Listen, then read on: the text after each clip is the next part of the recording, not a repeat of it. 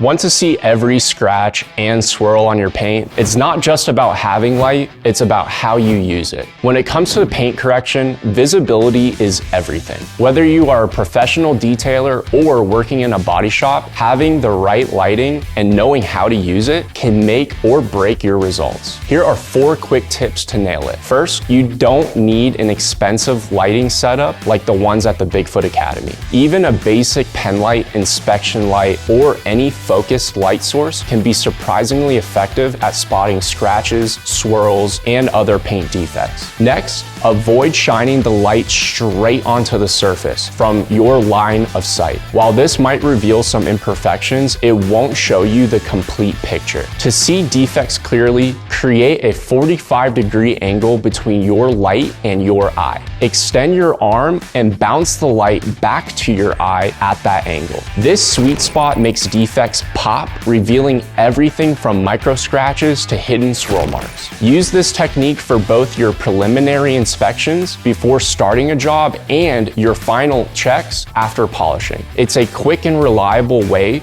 to ensure nothing gets missed. With this simple lighting trick, you can achieve professional level clarity without fancy tools.